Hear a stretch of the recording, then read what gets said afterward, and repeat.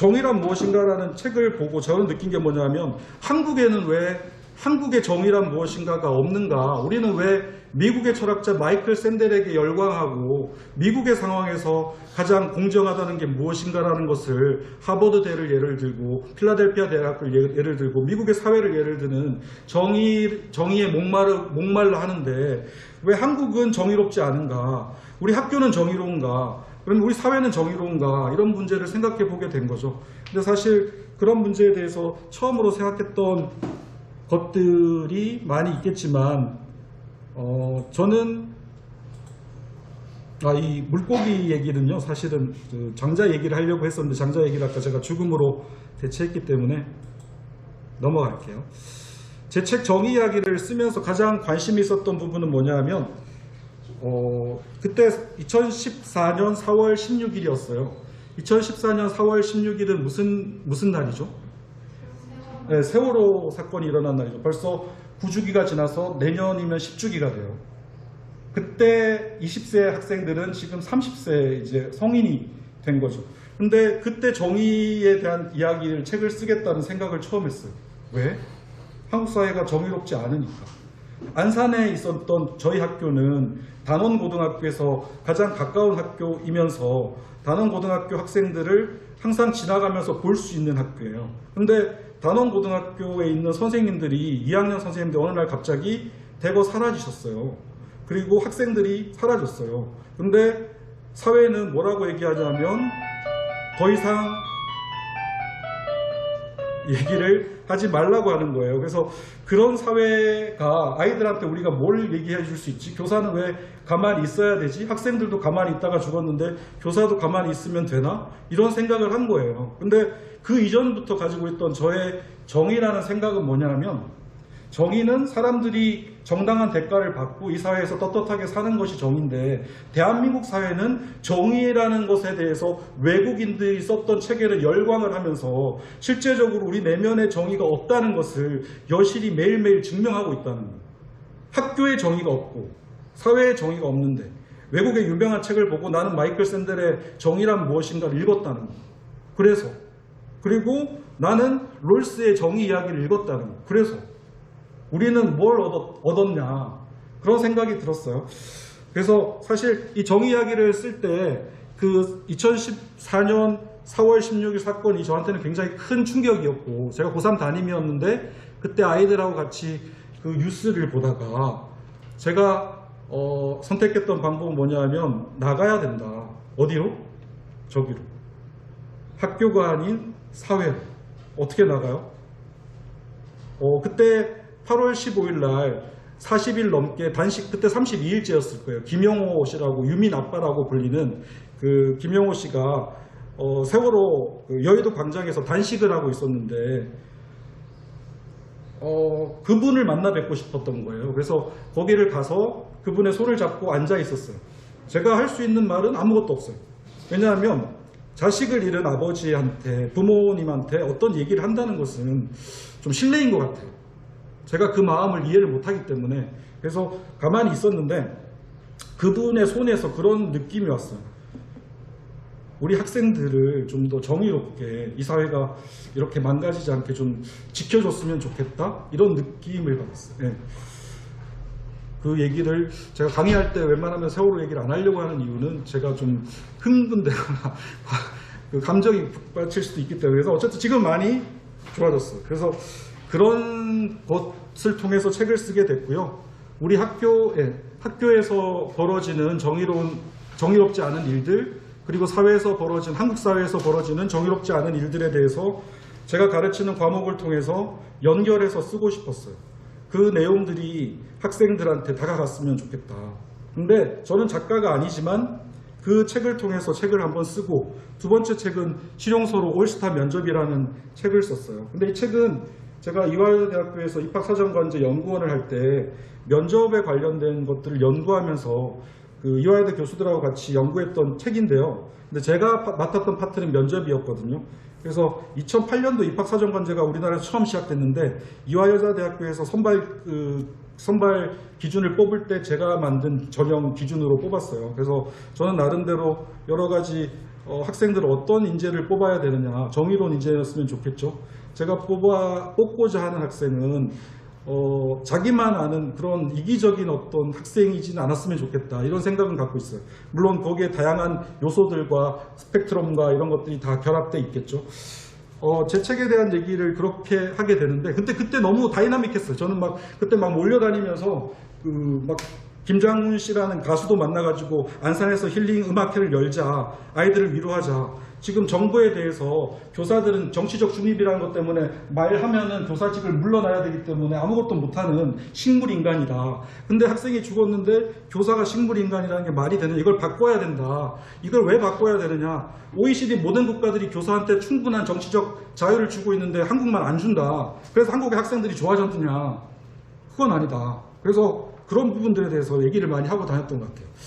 그래서 그 이후에 1회 정의포럼이라는 행사를 만들었는데, 여기 나와 있는 그 반면교사라는 그 비영리 단체가 안산시에 제가 등록을 한 단체인데요. 반면교사라는 것은 말 그대로 얼굴을 반만 가렸다는 뜻도 있고, 원래 반면교사라는 그 말의 뜻은 반대되는 것으로 교훈을 삼는다는 것입니다. 그러니까 여러분들 우리 사회에서 배울 게 전혀 없어, 너무 썩었어, 보기도 싫어. 근데 그렇게 할수록 나는 그것을 통해서 정의로움이 어떤 것인가를 더 밝혀낼 것이다 라는 마음으로 만든 단체. 저희 학교 26명의 선생님들이 서명을 했고, 주변에 있는 선생님들이 들어와서 안산 지역에서 하나의 단체를 만든 거죠. 근데 이 단체는 보통 교사 단체 하면 교사만 모이잖아요. 근데 반면교사라는 단체는 교사, 학부모, 학생을 참여시켰어요. 그래서 저희 학교에 있던 학생들, 학부모님이 들어오고 학생들이 들어와서 교육 3주체 단체가 된 거죠. 나중에 이걸 제가 법인으로 만들까 해가지고, 법인 만들려면 어떻게 해야 된다고 물어봤더니 한 2억의 자본금이 필요하다는 거, 사무실도 내야 되고. 그래서 저는 지금 학교 교실에다가 주소지를 두고 있거든. 그래서 이거를 법인을 만들려면 제가 자본금을 출자하고, 그다음에 들어오는 발기인도 있고 있어야 돼가지고 법인을 만들지는 못했지만, 의미는 뭐냐 하면 이 정의를 세우는 날까지 뭔가 사회에 가치 있는 일을 하겠다는 뜻으로 만들어졌고요.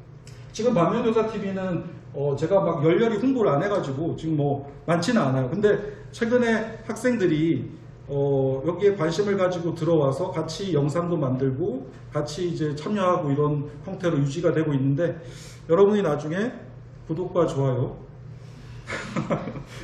500명 되면, 지금 유튜브의 정책이 바뀌어가지고 원래는 1000명 이상 되면 수익이 발생되는데 500명이 되면 이제 수익 발생 구조를 갖추게 돼요. 물론 거기에서 어떻게 조회수가 나오고 컨텐츠의 유지 시간이 달라지느냐에 따라 달라지는데, 저는 이것을 유료화시켜서 이 돈을 학생들과 함께 사용할 생각이에요. 그러니까 여러분들도 나중에, 제가 여기 강의했으니까 나중에 놀러와서 아이스크림도 쏘고 그래야 되잖아요. 그죠? 저희 학교에 제가 얼마 전에 강희석 선생님이라고 춘천고등학교 남고에 이제 여고에서 남고로 가신 유튜버 선생님이 있는데 6만 1,500명 정도가 구독자로 돼 있더라고요. 이분이 저랑 비슷하게 한 200명, 300명 이렇게 있다가 갑자기 뜬 이유는 굉장히 빠르게 어떻게 하면 사람들이 좋아하는 콘텐츠를 만들어낼까를 고민하다가 처음에는 그냥 걸었대요. 도보로 2시간짜리를 자기가 걷는 걸 찍었대.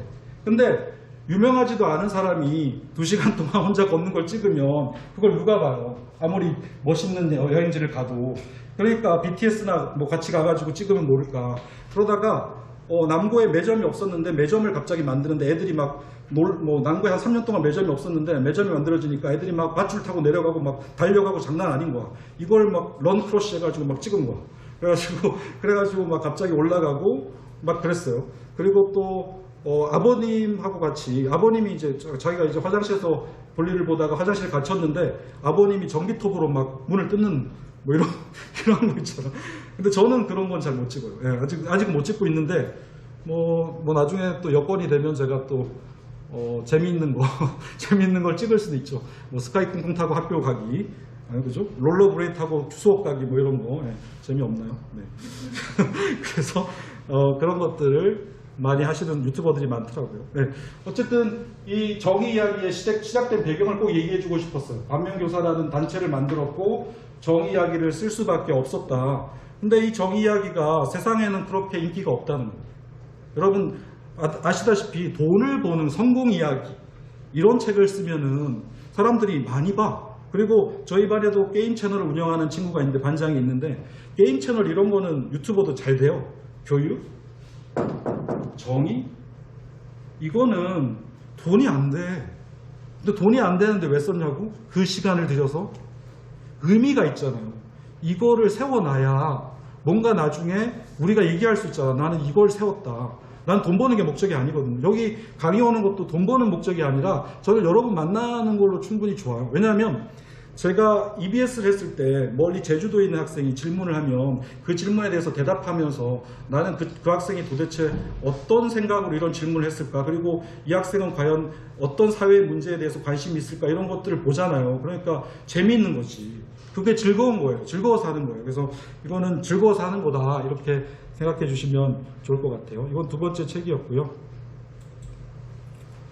나중에 제가 여러분 끝나고 나서 그 질문을 해가지고 중간에 혹시 또 질문을 해서 책 2권을 제가 못 가져왔는데 출판사에 전화를 빨리 못 해가지고 다음엔 좀 많이 갖고 올게요. 그래서 사인을 했었는데 제가 이름을 써서 나눠드리고, 혹시 제 책 가지고 계시면 필요하시면 나중에 끝나고 나서 설명을 해드릴게요. 여러분, 저는 우리 선생님도 계시고 여기 미래의 선생님이, 혹시 미래의 꿈이 교사다 손 들어보세요. 교사. 네. 안타깝네요. 이거를 바꿔놔야 되는데, 사람들은 정치적으로 뭔가를 한다는 것에 대해서 굉장히 두려움이 많아요. 이제까지 모든 역사를 통해서 정치는 강한 권력을 가진 사람들이 하는 거라고 믿어 의심치 않았어요. 그리고 그리 해왔어요. 역사에서. 하지만 정치라는 것은 아리스토텔레스가 얘기했듯이 인간은 정치적 존재다라고 분명하게 얘기하고 있어요. 인간이 하는 모든 행위는 사회적이라는 말을 다른 말로 바꾸면 정치적이다라는 말로 바꿀 수 있는 거예요.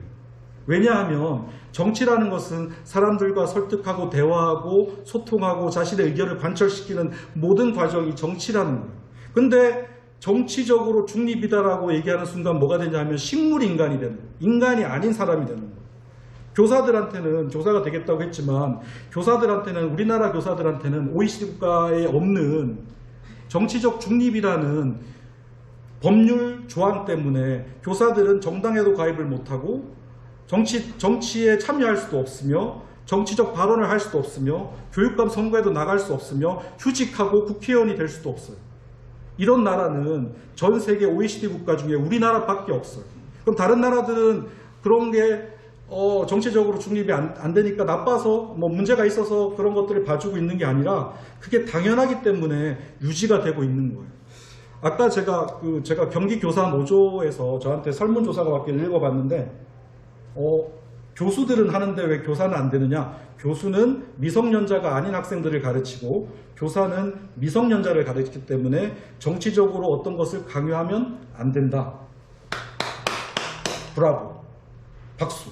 왜? 당연한 말씀이죠. 수업 시간에 어느 교사가 저를 포함해서 여러분들한테 1번 찍어, 안 찍으면 알지? 아이스크림 안 준다. 왜 이런 걸로 돼요? 안 되잖아요. 2번 찍어, 안 찍으면 너랑 나랑 수행평가 빵점이야. 돼요? 누가 이걸 수긍해요? 아무도 수긍 안 해. 근데 수업 시간이 아닌 자연인으로서 인간은 정치적 존재이기 때문에 정당에 가입을 해야 되고, 그 정당이 잘하고 있으면 잘한다고 칭찬하고 당비를 모아줄 수도 있는 거고, 못하면은 돈을 안 주고 지원 안 해줄 수도, 후원 안 할 수도 있는 거잖아요. 근데 그런 것 자체를 막아놓은 그 나라의 헌법이, 우리나라의 헌법에 공무원의 정치적 중립은 헌법 제9조에 나와 있어요. 보시면. 하지만 이렇게 돼 있어요.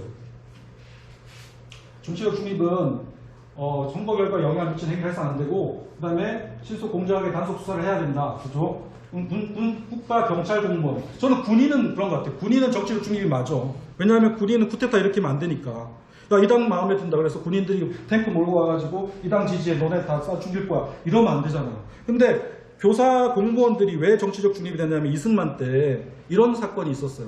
이승만이 4.4.5.2 개헌 배워봤어요? 4.4.5.2 개헌이 뭐냐 하면 특정 대통령을 만들기 위해서, 이승만을 대통령을 만들기 위해서 공무원들을 동원해서 투표함을 바꿔치기 하고 막 조작하고 막 한 거예요. 그래서 헌법은 이렇게 돼 있어요. 국가 공무원, 특히 교사의 정치적 중립을 법률로서 보장한다. 무슨 뉘앙스를 잘 알아들어야 돼. 보장한다. 더 이상 국가가 공무원들을 끌어들여가지고 정치적으로 막 이용해 먹지 말도록 정치적으로 보장해 주겠다, 권리를. 이렇게 써놓은 거예요. 군인은 좀 달라요. 근데 이것을 어떻게 해석하고 있냐면 보장해 주는 게 아니라 제한한다로 해석한 거예요. 제한한다게 되면 어떻게 되죠? 하지 마. 정치하지 마. 말하지 마. 참여하지 마. 정당 가입하지 마. 정당에 가입하지 않고 자기의 생각을, 정치라는 게 자기의 생각을 갖는 거야. 그걸 하지 않은 교사가 할 수 있는 것은 뭐냐면 교과서를 달달달 읽어주고 문제풀이하는 게 교사가 되는 거예요. 식물인간 교사죠. 학생들에게 정의로움을 가르치는 것조차도 정치적이라고 얘기할 수 있다고. 제가 지금 정치적으로 얘기하고 있지 않나요? 여러분들한테 정의로워지라고. 정의로워지라고 얘기한다면, 여러분들 설득한다면 그것은 정치적인 행위예요.